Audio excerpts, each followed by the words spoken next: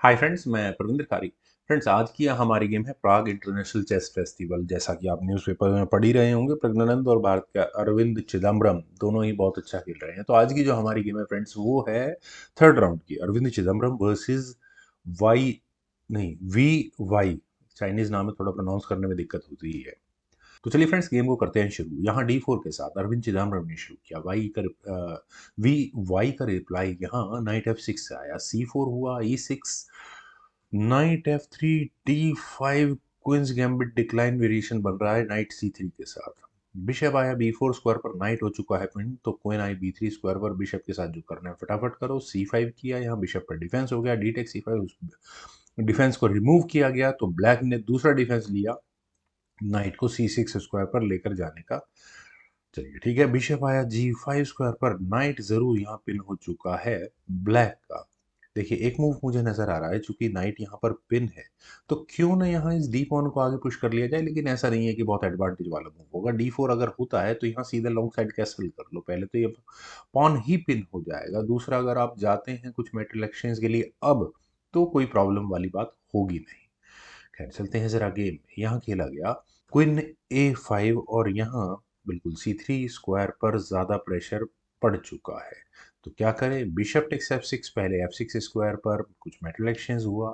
D takes C4, queen पर attack, queen takes C4, उसके बाद F6 स्क्वायर का मेटल एक्सचेंज कंप्लीट हुआ G टेक्स F6 के साथ। रुक आया C1 स्क्वायर पर, और यहाँ अब मूव थोड़ा इंटरेस्टिंग हो रहा है। यहाँ मेरे ख्याल से वैसे तो नाइट ले लिया जाएगा। क्वीन टेक्स C5 किया गया, देन क्वीन गई F4 स्क्वायर पर, क्वीन एक्सचेंज नहीं करनी है।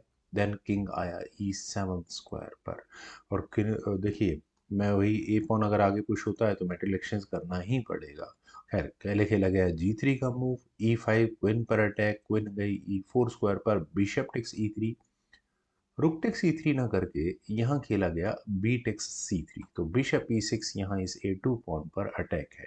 बिशप आया G2 स्क्वायर पर, देन किंग F8, क्वीन गई H4 स्क्वायर पर, कोई प्रॉब्लम है नहीं पॉन के साथ। किंग G7, डिफेंस हो चुका है। नाइट D2, और यहाँ से नाइट क्या करने वाला है, वैसे इसका डिफेंस भी बिल्कुल सिंपल है। यहाँ अरविंद चिदम्बरम का थोड़ा फोकस F6 स्क्वायर पर ही है, उसी के हिसाब से स्ट्रेटेजी बिल्डअप हो रही है। कोई E7 ब्लैक को करना पड़ा। देन हुआ bishop takes C6, B takes C6, then G4। G pawn आगे पुश करने का मतलब क्या, एक कदम और आगे पुश होगा, लगता तो नहीं है। रुक eight H goes to G8, और यहाँ ब्लैक की तैयारियां अपने पॉन को, अपनी क्वीन को कॉर्नर में लेकर जाने की है। नाइट आया E4 स्क्वायर पर, बिल्कुल एग्जैक्टली यहाँ प्रेशर बनाने की पूरी तैयारी है। Bishop D5। फ्रेंड्स, ये मूव बहुत बढ़िया लगा।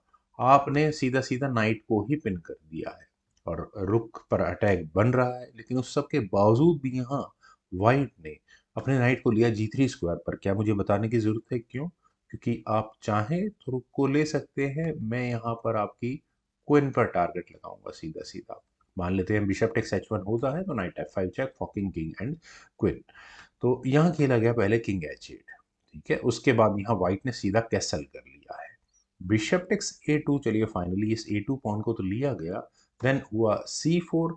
C4 होने के बाद इस बिशप के वापस जाने के रास्ते को रोका गया, ऐसा लगता नहीं है। क्वीन आई E6 स्क्वायर पर, पॉन पर प्रेशर बढ़ा दिया गया है। और कितना फायदेमंद होगा ये देखना होगा आगे जाकर। खैर, पहले खेला गया S3 का मूव, ताकि यहाँ पॉन पर डिफेंस किया जा सके। मेरे ख्याल से इस C4 पॉन के साथ ज़्यादा इश्यूज है नहीं। नाइट कहाँ जाएगा वो भी क्लियर है। यहाँ इस पॉइंट पर ब्लैक के लिए आई थिंक ए पॉन को आगे पुश करने का सही समय आ चुका था। ये पॉन आगे पुश होता है, वाइट अंडर प्रेशर आना शुरू हो जाता, लेकिन रुक आया G6 स्क्वायर पर। फिलहाल के लिए यहाँ ये G4 पॉन पिन है, तो इसका मतलब नाइट अभी यहाँ इस F5 स्क्वायर पर नहीं जाने वाला है।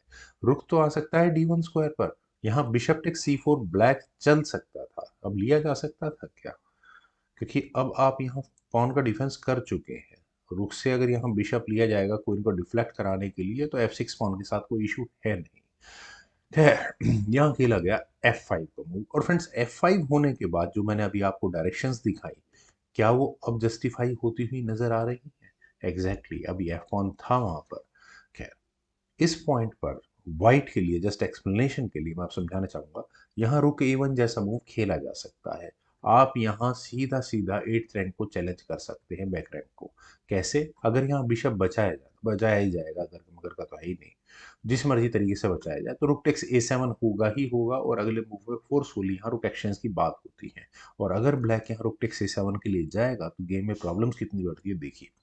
रुक D8 चेक होगा ही होगा, और अगर यहाँ ब्लैक ने डिसाइड किया कि वो अपने रुक को वापस लेकर जाता है तो मुसीबतें कितनी बढ़ती है। रुक टेक्स G8 चेक होगा, किंग टेक्स G8 होने के बाद क्वीन से चेक आएगी, किंग G7 स्क्वायर पर जाएगा, then knight takes F5 check हो सकता है, किंग को G6 स्क्वायर पर जाना पड़ेगा, क्वीन से फिर चेक, और फिर ये चेकमेट होगी। लेकिन इन सब का सॉल्यूशन बड़ा ही सिंपल है, यहाँ किंग G7 से सारी प्रॉब्लम सॉल्व हो सकती है।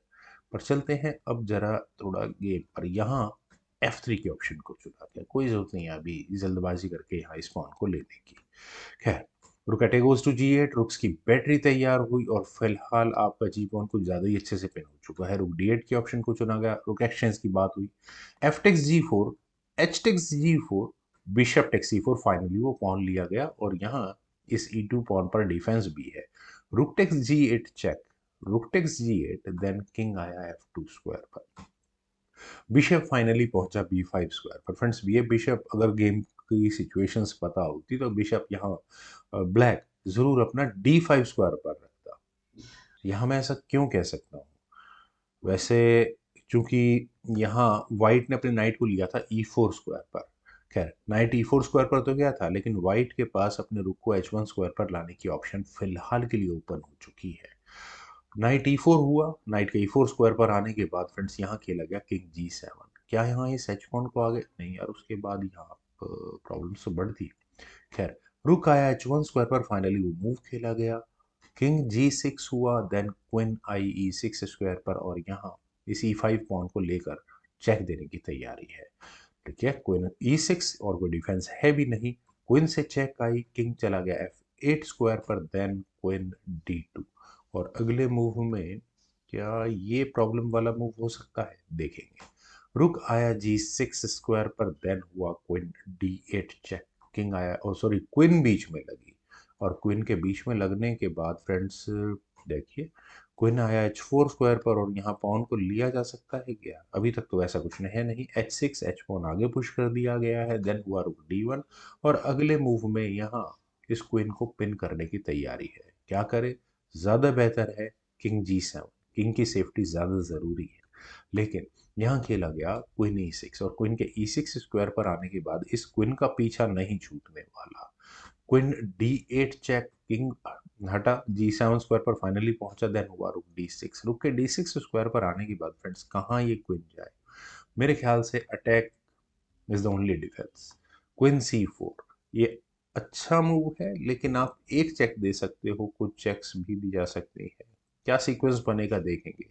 यहाँ पहले खेला गया rook takes G6 check, F takes G6 होने के बाद यहाँ ब्लैक का किंग पूरी तरह से एक्सपोज्ड है। अब इस एक्सपोज्ड किंग को क्या किया जा सकता है? और वैसे चेक्स दी जाएंगे, और जैसे ही मौका मिलेगा नाइट यहाँ पर एक इंपॉर्टेंट रोल प्ले करने आ जाएगा। क्वीन F6 चेक खेला गया, और यहाँ से अब इस गेम में मेरे ख्याल से इतनी इंटेंस गेम रही होगी, कहीं ना कहीं ब्लैक का फोकस यहाँ हटा। उन्होंने अपने किंग को लिया H7 स्क्वायर पर, जिसकी वजह से उनकी गेम और ज़्यादा खराब होती गई। मेरे ख्याल से किंग G8 एक अच्छा सोल्यूशन हो सकता था। यहाँ से अगर गेम आगे बढ़ती है तो क्वीन टेक्स G6 चेक ही होगा, और किंग को सेंटर की तरफ निकलने का मौका मिल जाएगा। ठीक है, पॉन्स का लॉस होता है वो बात अलग है, लेकिन वो थोड़ी देर के लिए सर्वाइवल के चांसेस थे यहाँ ब्लैक के, लेकिन क्या सर्वाइवल, सारे पॉन्स तो निपट जाते। खैर, ब्लैक ने अपने किंग को लिया H7 स्क्वायर पर, अब मैं कह सकता हूँ फाइनल मिस्टेक है। क्वीन E7 चेक हुआ, किंग गया फाइनली H8 स्क्वायर पर, और नाइट का इंट्रोडक्शन आपको नजर आ ही गया होगा। लेकिन इस नाइट की चेक से पहले आपको यहाँ इस E2 स्क्वायर के पॉन को भी, मतलब इस चेक को भी बचाना है। यहाँ पर खेला गया किंग G3 का मूव, और यहाँ इस मूव के बाद वी वाई ने रिजाइन कर दिया। रेजिग्नेशन का रीजन बताने की जरूरत बिल्कुल है, चलिए पहले सबसे मूव चलते हैं। क्विंटेक्स E2 अगर यहाँ ब्लैक करता है तो क्या होगा? तो यहाँ सबसे पहले क्वीन F8 चेक होगा, किंग H7 घर पर जाएगा, देन नाइट से चेक आएगी और वो मेट होगा, चेकमेट से बचना मुश्किल होगा।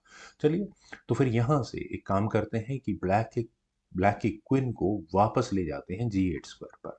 अगर यहाँ क्वीन G8 होता है तो उसके बाद पहले नाइट F6 स्क्वायर पर जाएगा और क्वीन पर अटैक बनेगा, तो अब चेकमेट से बचना कितना मुश्किल होगा। हटा दो, चलो क्वीन को हटा लेते हैं। देन क्वीन E8 चेक होगा और अब आपके किंग के जाने के लिए चेकमेट, बचने के लिए कोई रास्ता नहीं होगा। फ्रेंड्स काफ़ी अच्छी गेम थी, सॉरी।